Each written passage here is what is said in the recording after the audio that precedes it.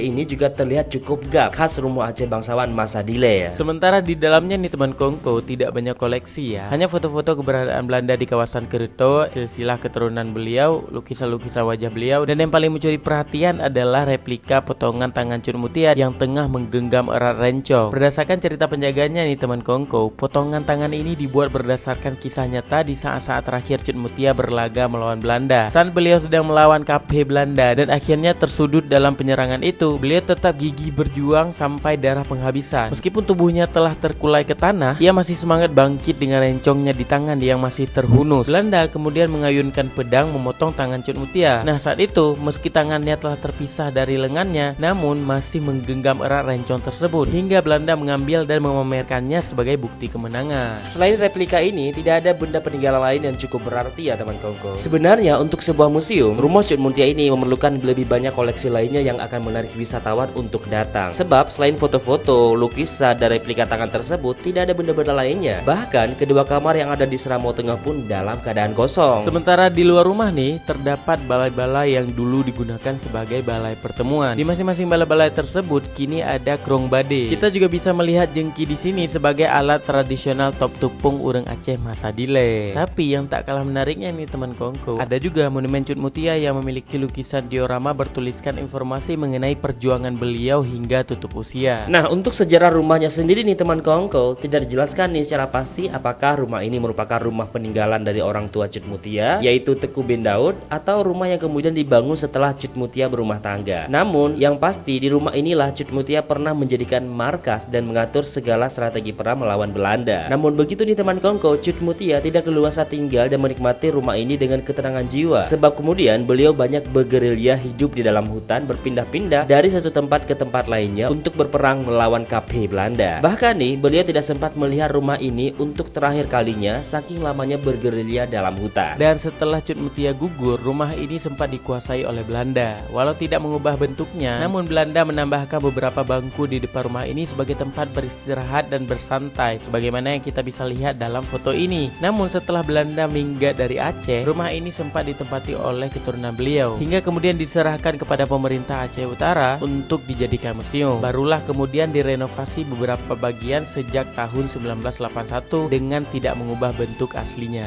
Nah, bagi teman kongko yang ingin datang, melihat dan merasakan bagaimana perjuangan Cut Mutia melalui rumah ini, silakan datang saja ke Kampung Masjid Pirak Matangkuli Aceh Utara, atau cek aja melalui Google Maps. Dan mengenai perjuangan Cut Mutia ini, semoga jika ada kesempatan untuk berziarah ke makam beliau, kita akan bahas dalam video khusus ya. Next kita bahas apa lagi? Narekom, nisi komen be. Sampai jumpa di video lainnya.